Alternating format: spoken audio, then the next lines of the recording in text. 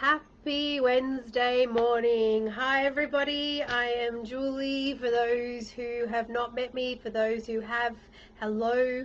I know there's some people out there having birthdays today, so I wish you happy birthday. You know who you are. And I just want to actually start off today's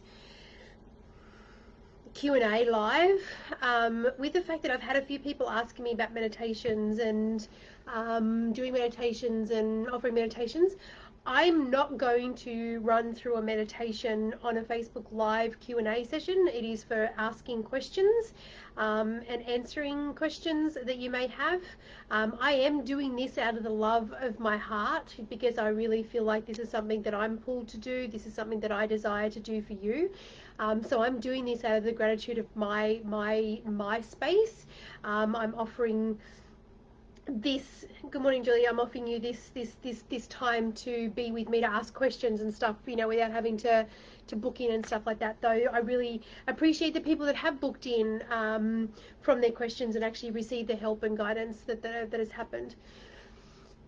So one thing I do want to talk about is what I do for my morning routine. I know I was explaining last week, I think it was Alana, I think it was from memory, asking me how I actually raise my vibrations and how I actually breathe my energies up.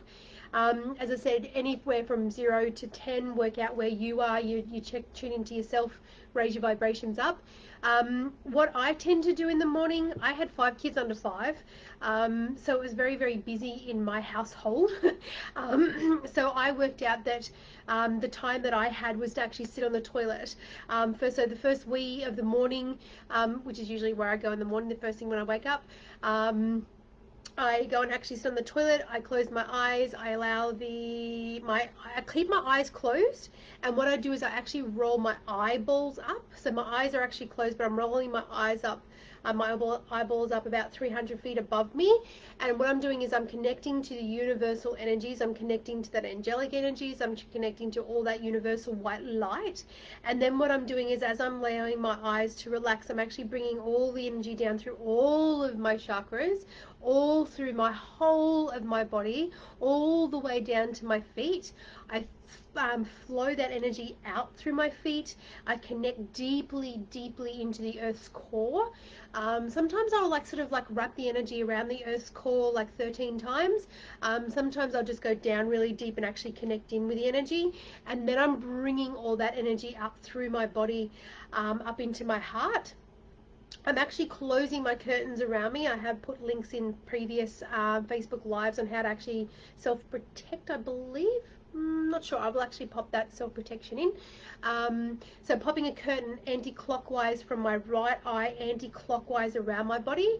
I tend to see it as a beautiful silver color, though whatever color comes to you is totally fine. So I'll pop my curtains around me. I even pop a big bubble on myself, a nice big, usually golden bubble. Depending on my day, I make it thicker or more thinner, depending on what I'm needing. And then I actually sit there and I connect to myself, so I connect to all of my skin. And then what I do is I go a couple of layers within my body and find my home space. And then I'm making sure that my vibrations are high. As I said, I go from 0 to 10 and I bring myself up. Sometimes it can be an earlier, sometimes it could be a deeper meditation than that, but that is my daily routine that I start off with each day. The first thing I do is I love myself. I love getting my energies right. I love myself and look after myself by making sure that I'm clean and I'm that channel for the universal energies and the earth energies, and my system's right before I go out and I deal with the kids, before I go out and deal with hubby and all that kind of stuff. If I need to do a little bit more of a meditation afterwards, once I've got kids to school and that kind of stuff, I will sit down and actually do a little bit of a meditation. But with meditations, you've got to not put so much pressure on yourself. So many people thinks it should be looking a certain way. Hi Nelson. It's been a while since I've actually caught up with you, Nelson. Hey, beautiful. But yeah, it depends on what I'm feeling, but people are putting too much pressure on themselves when it comes to meditation, that it should look a certain way or that it should be a certain thing. you're different each day. Every single day that you wake up, you're going to be in a different mood. You're going to be feeling different about yourself. You're going to be feeling different about the world. So therefore, your meditations are going to be a little bit different as well, and you're going to feel different in your meditations. Some meditations might last 2 minutes. Sometimes all of a sudden you're sitting there for 45 minutes and you feel like fantastic afterwards. Either way, the meditation is there designed to give you some downtime. It's designed to help you to relax your body and to relax your space. And whatever it looks like in that space, allow it to look like it. When you put expectations on things, that's when everything gets effed up. Okay, when you're expecting somebody to do something or you're expecting it to look like something, that's you putting that on yourself, and that's when you're going to get screwed up, because nobody and no everything can meet all your expectations. So I invite you to remove expectations when it comes to doing meditations. Allow yourself to be whatever it needs to be. Sit down and enjoy the space. You can even do like a walking meditation, where you actually walk really, really slow, and you slow your breath down really, really slowly. Even that's a form of meditation. So stop stressing about how your meditations look. Just enjoy the space and allow yourself to chill. Hey, Jan. Okay, so we had some emails. Let me have a look.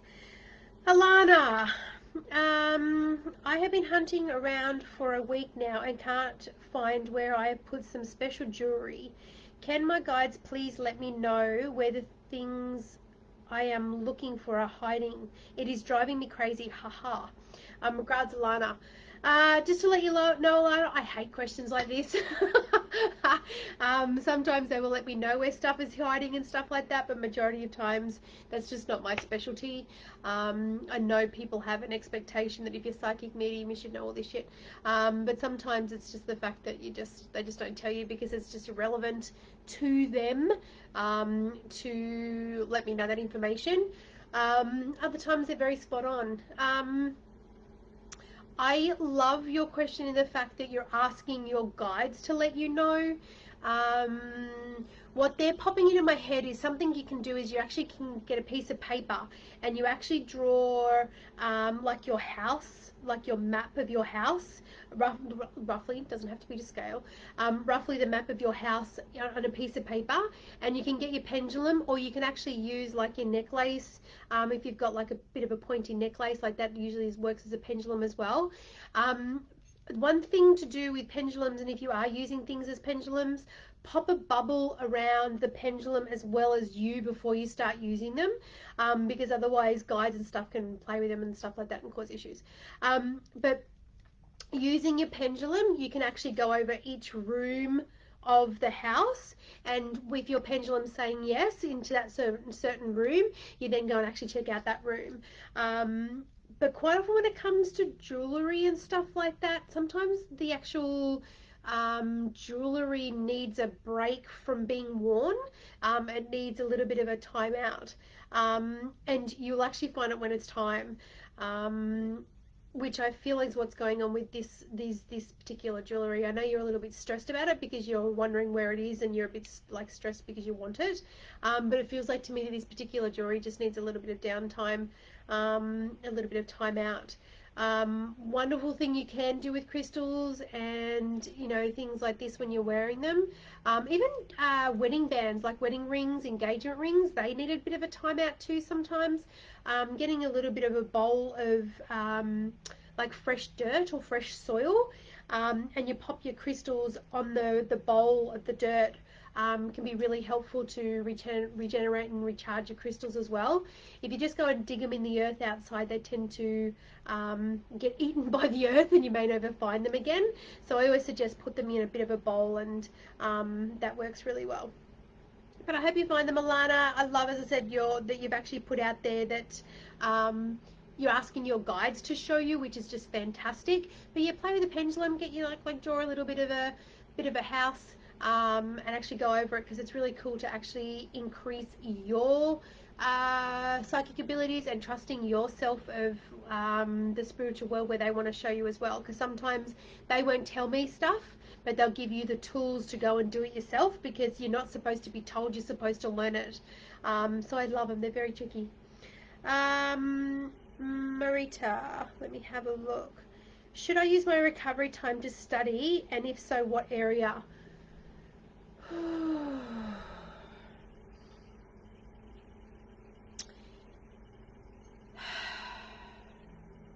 One thing, Marita, when it comes to recovering from things, you've got to be aware if the injury is because you're meant to slow down and you're meant to take a time out from your life in general, or is it something to stop you from running away from something, or is it designed to give you like some time out, some breaks?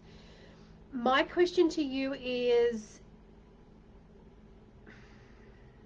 it feels like to me that if you start studying, is that going to stop you from allowing yourself to slow down? Because sometimes we keep ourselves so busy and so occupied with things, whether it's study, whether it's kids, whether it's taking on new projects, whatever it is. Sometimes we keep ourselves so occupied with stuff, it stops us from allowing to slow down to work out what's actually going on.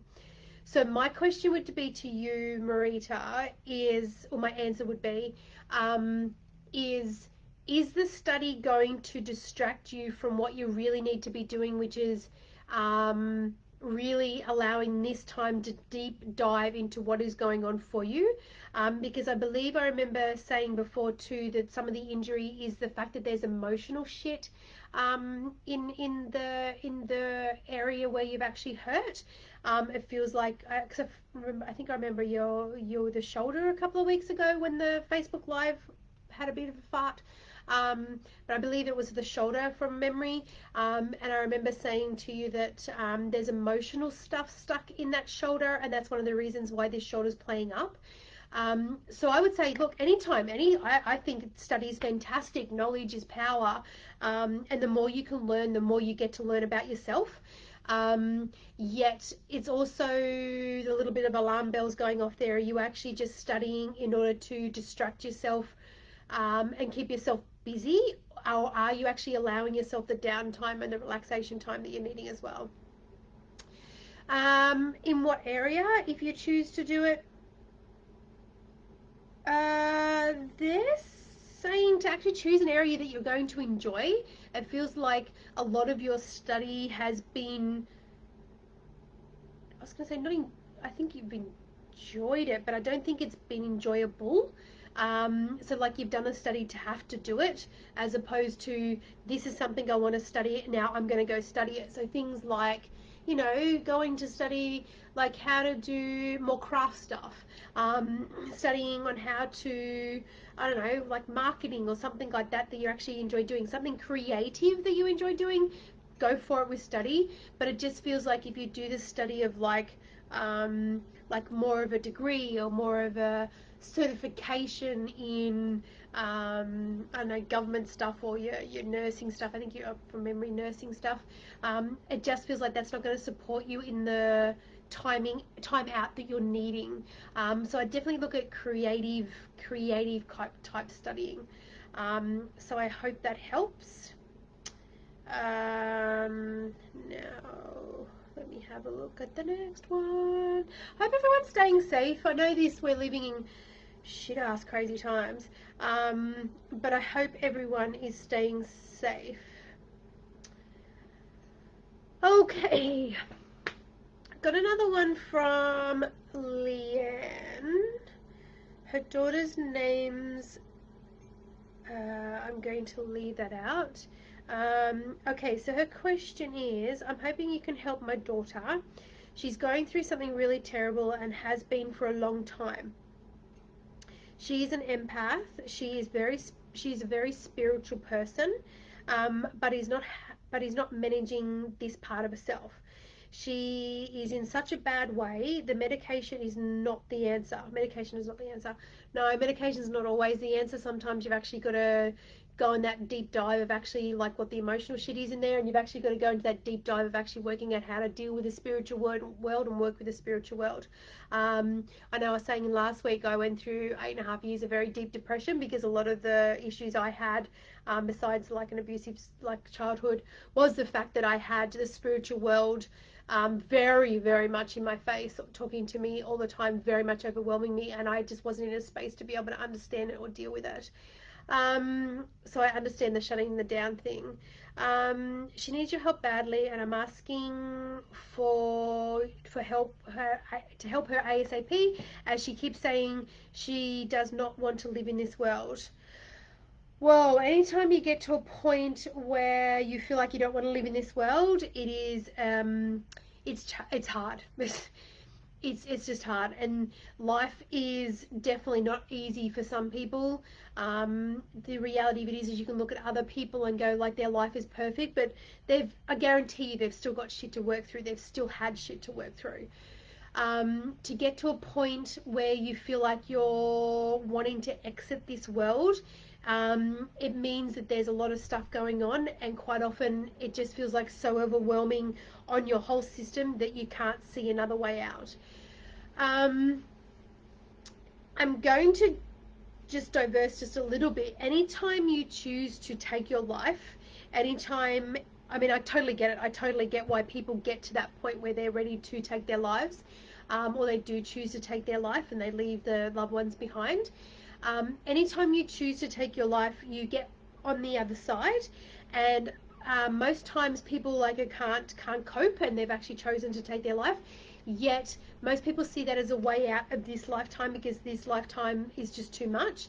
Yet unfortunately, when you pop on the other side, you've still got to do what you are here to do and what you are here to learn, but you've got to do it on the other side, and you've got to learn the other side stuff as well.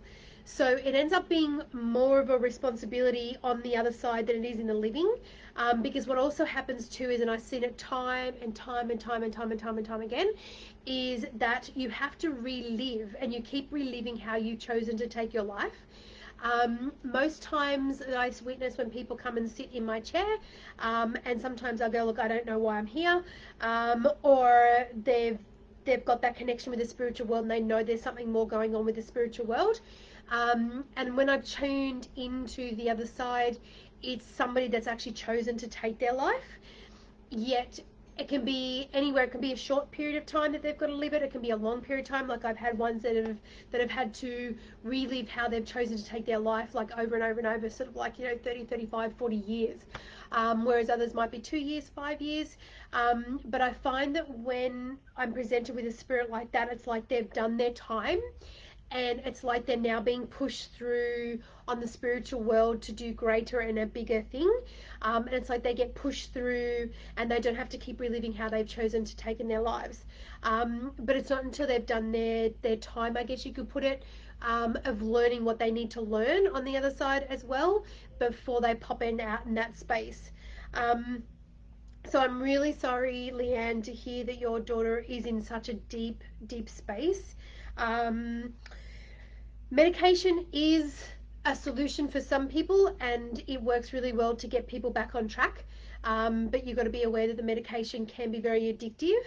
And sometimes it's not the medication that's addictive. Sometimes it's the state that the medication gives you that's addictive, because, like I explained last week, to go through depression, to go through this deep space, it's because somewhere in your system, usually this brain, it's saying that everything is too much to deal with, and it wants a timeout, and you haven't learned how to feel, and you haven't learned how to work through emotions. And that's what you've got to work through, is actually working out how to work through emotions.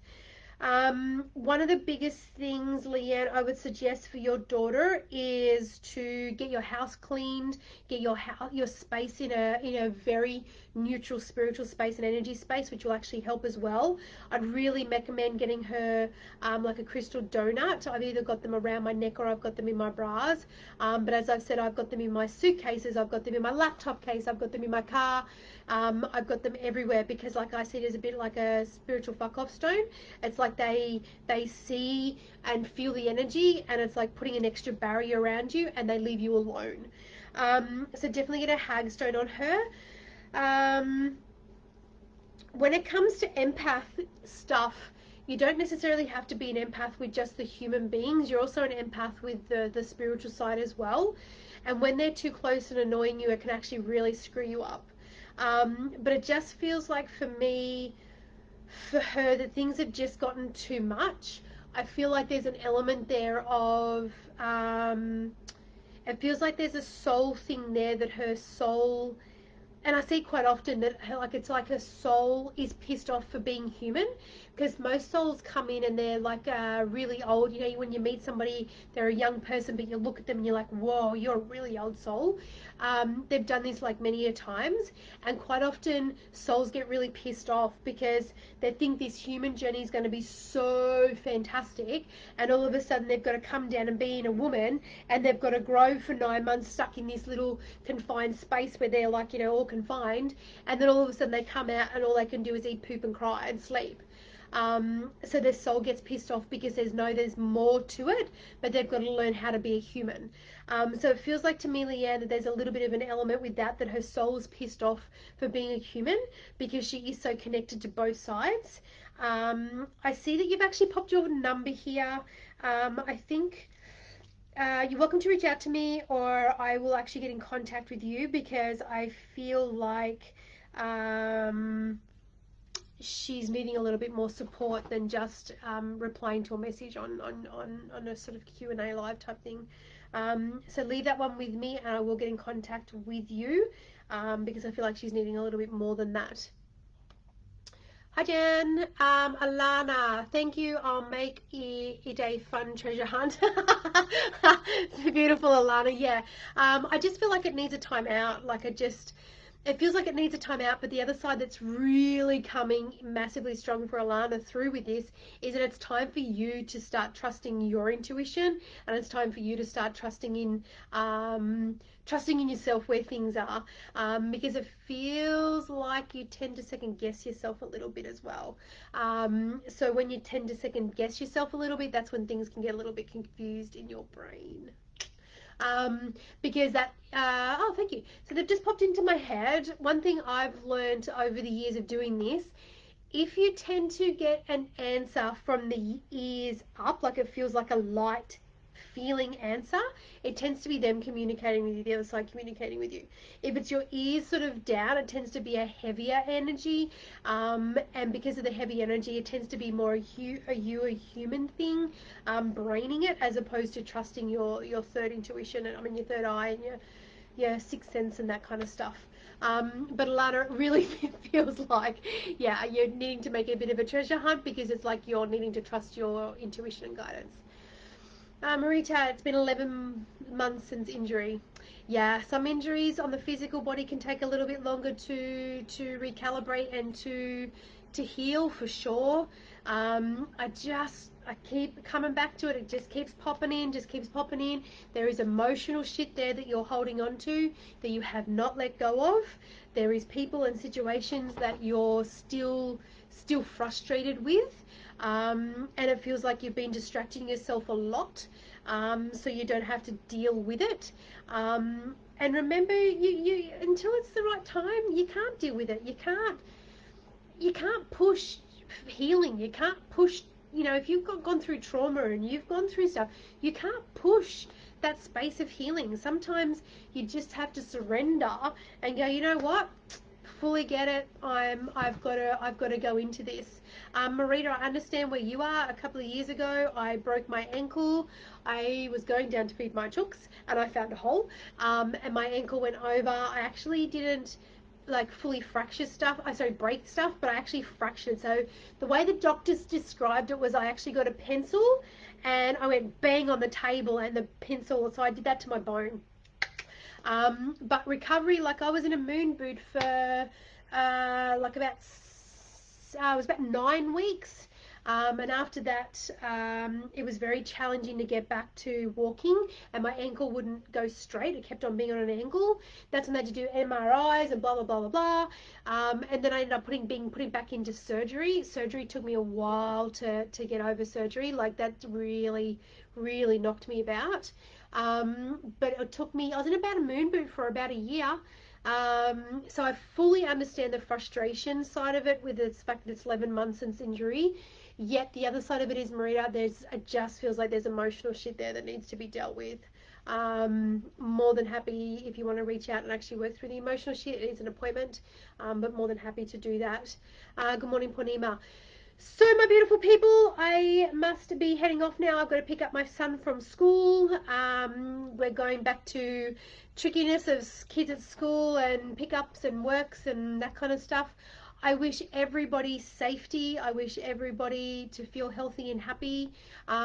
Just keep doing what makes you happy and stop going into all this shit with the coronavirus and the COVID-19 stuff. The reality of it is we are in stage 3. The reality of it is come tomorrow in Victoria, you have to wear a face mask. It's not going to change. And the more you allow yourself to go into the bullshit of it, the more crap you're going to feel. Get out there, go for a walk, do stuff that makes you happy, put some music on, have a bit of a boogie to it, start lifting your vibrations up and actually being happy. Find out what is happy, like what is good in this situation. Because while you're allowing yourself to go low, that's only going to hurt you. I am sending everybody hugs and loves. It was lovely all to see you again. And I will catch up with you next week. Bye.